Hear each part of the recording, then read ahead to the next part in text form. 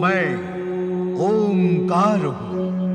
अपनी शक्ति का प्राणी मात्र के लिए सदुपयोग करते हुए जो सदा जन कल्याण में प्रवृत्त रहते हैं, उनके लिए मैं शक्ति का आगार हूं। किंतु प्राणी को पीड़ित करने वालों के लिए मैं दहकता हुआ अंगार हूं।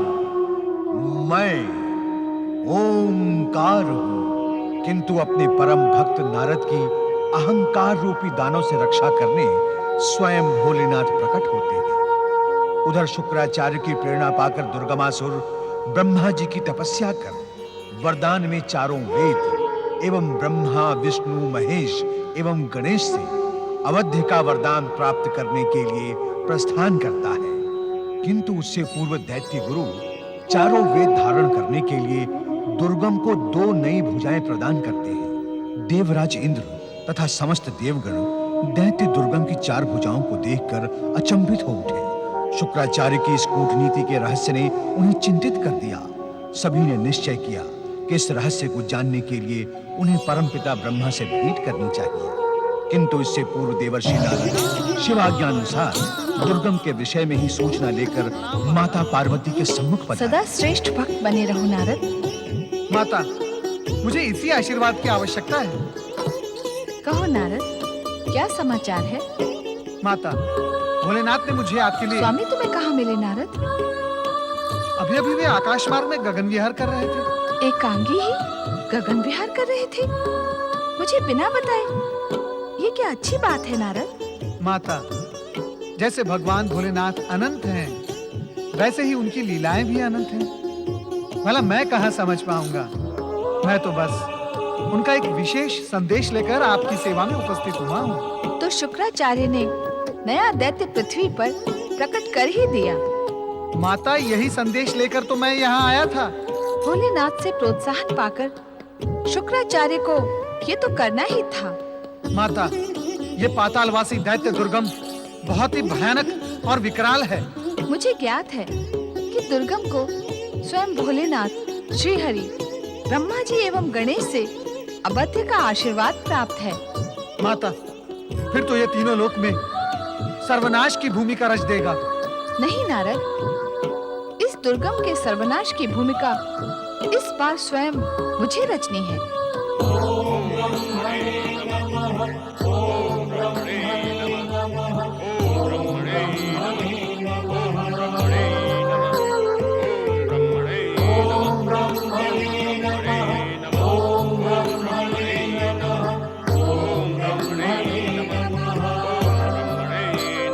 परमपिता, पातालवासी रूरू पुत्र दैत्य दुर्गम की 2 नवीन भुजाओं का रहस्य खोले। परमपिता, परमपिता, जन कल्याण और लोकहित में कृपया आप अपनी ओजस्वी वाणी को स्वर दे। परमपिता, आज मनुष्य और देवताओं के समक्ष शक्तिशाली दुर्गम दैत्य की 2 नवीन भुजाओं का रहस्य खोलना अति आवश्यक है। परमपिता नारद, दैत्यों के गुरु शुक्राचार्य ने देवताओं एवं मनुष्यों को पतित करने के उद्देश्य से नवीन षड्यंत्र रचा है।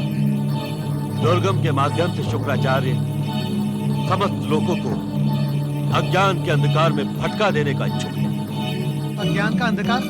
परमपिता, मैं कुछ समझा नहीं। नारद, इस समय इस प्रश्न से अधिक समझने योग्य प्रश्न ये है, समस्त देवताओं एवं मनुष्यों को इस दुर्गम की भुजाओं से अपनी अस्मिता की रक्षा के लिए अभी से सावधान हो जाना उचित होगा।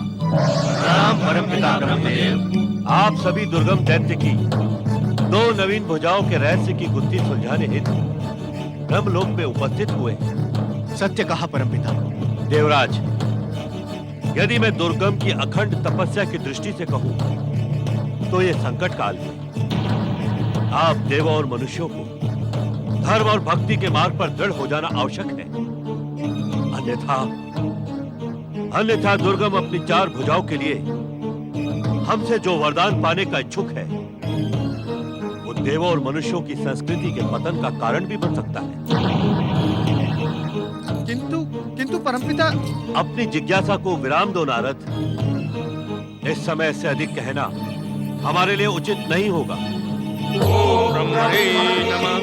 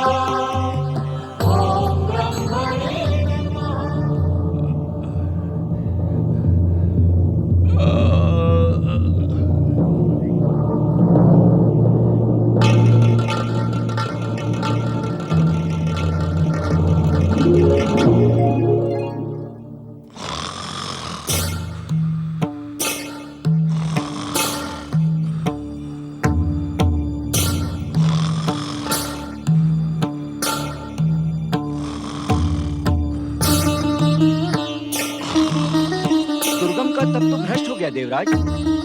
आपको शत शत शुभकामनाएं। आहा, आप सभी को भी शत शत शुभकामनाएं। ये महत्वपूर्ण समय शुभकामनाएं देने और लेने में व्यर्थ न करें देवराज। इस अवसर का सदुपयोग करते हुए इस देव शत्रु को सदा के लिए समाप्त कर दें। अति उत्तम विचार है अग्निदेव, अति उत्तम। ठहरिए देवराज, इस दुर्गम का वध करने से पूर्व ये विचार कर लें कि क्या ये कार्य उचित होगा। पवन देव, कभी कभी आवश्यकता उचित या अनुचित का विचार करने का अवसर प्रदान नहीं करती। किंतु निद्रामग्न व्यक्ति का वध करने के लिए भविष्य हमें अवसरवादी और स्वार्थी होने का संबोधन नहीं देगा।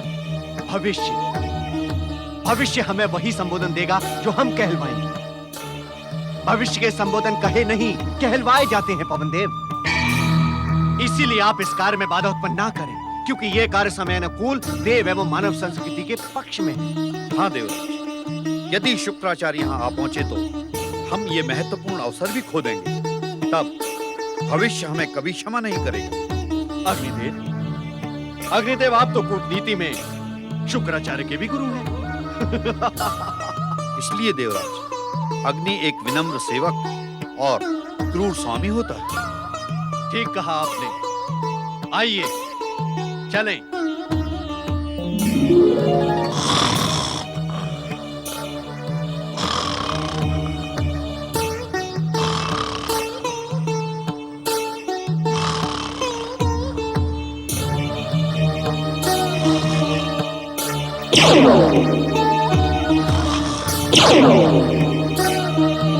दुष्ट दुर्गम, मैं तुझे जीवित नहीं छोड़ूंगा। गुरु शुक्राचार्य, आप तो देवताओं के राजा हैं, देवराज इंद्र। धर्म, नीति और मर्यादा की रक्षा करना आपका कर्तव्य है। एक निद्रा मग्न व्यक्ति की हत्या करने की आज्ञा आपको आपका धर्म देता है। इस अपराध की शिक्षा देवताओं को किस नीति शास्त्र से प्राप्त हुई है? आपके गुरु बृहस्पति ने आपको ऐसे ही नीचतापूर्ण कार्यों का पाठ पढ़ाया है। ये प्रश्न शिक्षा, नीति तथा धर्म का नहीं है दैत्य गुरु, अपितु एक राजा के कर्तव्य का है। किस कर्तव्य का स्मरण करवा रहे हैं आप? किस कर्तव्य का? यदि अवसर मिलने पर भी शत्रु को जीवित छोड़ दूं, तो क्या भविष्य इंद्र को क्षमा कर सकेगा? भविष्य आपको क्षमा करे न करे, लेकिन ये शुक्राचार्य आपको कभी क्षमा नहीं करेगा। आपके क्षमादान के हम आकांक्षी भी नहीं है दैत्य गुरु। दुर्गम हमारा शत्रु है। हाँ, ये हमारा घोर शत्रु है। इसे समाप्त कर देना ही नीति सम्मत है। शत्रु? आज तक इसने आपसे क्या शत्रुता की है? मात्र दैत्य संस्कृति में जन्म लेने और ब्रह्मदेव की तपस्या करने से ही ये आपका शत्रु हो गया। आपकी नीति मर्यादा पर एक नया ग्रंथ लिखने की इच्छा हो रही है देवगण। दैत्य गुरु, व्यर्थ के वार्तालाप में हमारा समय नष्ट न कीजिए। इस दुष्ट दुर्गम को हम जीवित नहीं छोड़ेंगे। हे राज, निद्रा मग्न दुर्गम को यदि आपने हानि पहुंचाने का प्रयास भी किया, तो मैं अपनी सिद्ध शक्ति से आप सबको इसी समय भस्म कर दूंगा।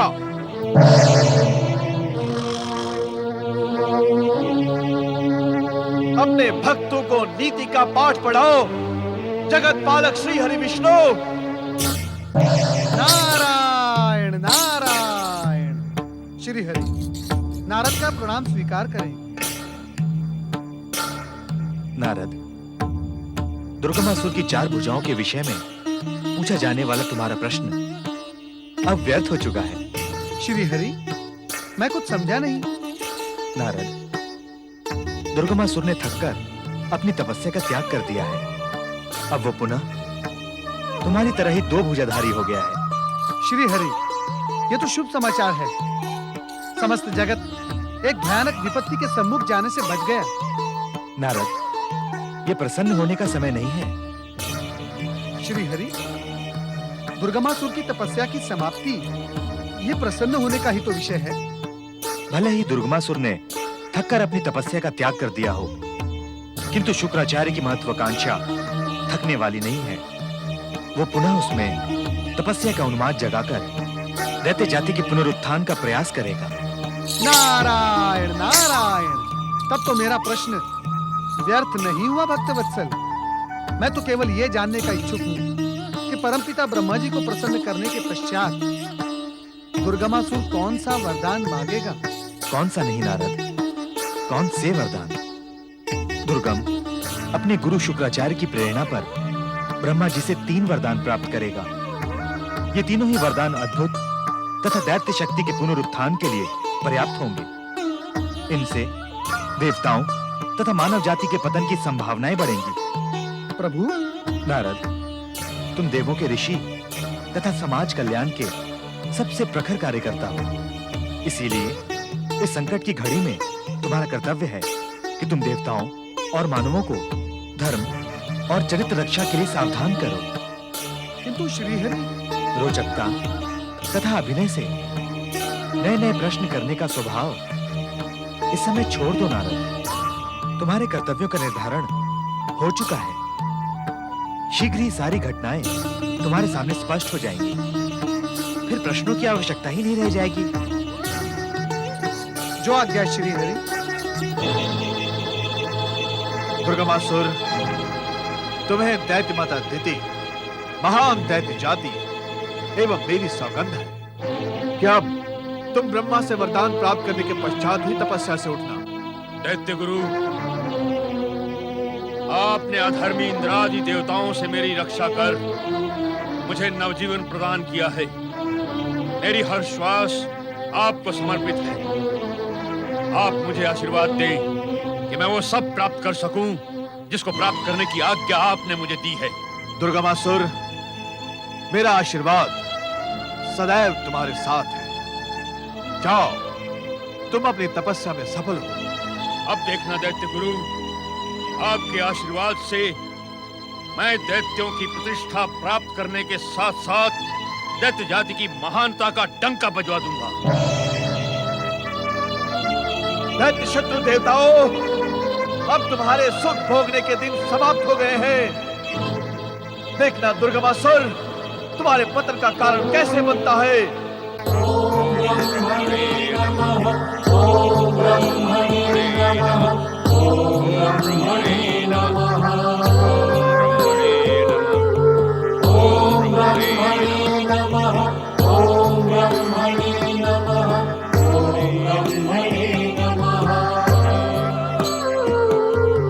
ओम ब्रह्मणे। स्वामी, दुर्गमासुर के उग्र तप के स्वर आप सुन रहे हैं? ओम ब्रह्मणे नमः, ओम ब्रह्मणे नमः, ओम ब्रह्मणे नमः, ओम ब्रह्मणे नमः। ओम ब्रह्मणे नमः,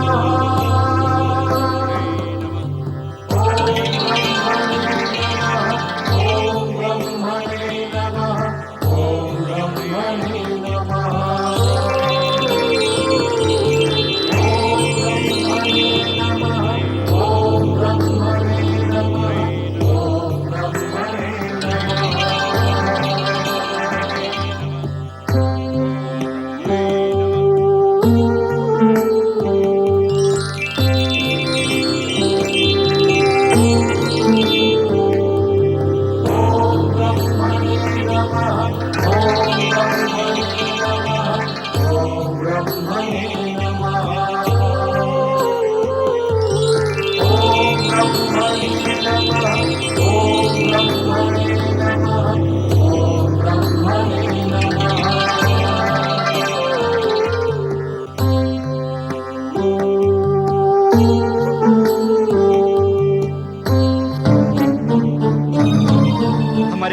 की रक्षा करे ब्रह्मदेव, रक्षा करे।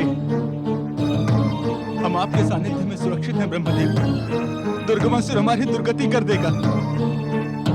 वेद मानवों के लिए धर्म और देवताओं की शक्ति है, हमारी रक्षा करें ब्रह्मदेव। ब्रह्मदेव, वेदों को पाकर दुर्गमासुर उसकी रहस्यमय शक्ति पर अधिकार कर समस्त ब्रह्मांड को अज्ञान के अंधकार पूर्ण वातावरण में रहने के लिए विवश कर देगा। हमारी रक्षा करें ब्रह्मदेव, हमारी रक्षा करें। ऋग्वेद, यजुर्वेद, सामवेद और अथर्ववेद, आप भयभीत न हो वेद ऋषियों। जो भी होगा वो भगवान शिव की इच्छा से ही होगा। आप निरंतर शिवाराधना करें, निश्चित रूप से आपका कल्याण होगा।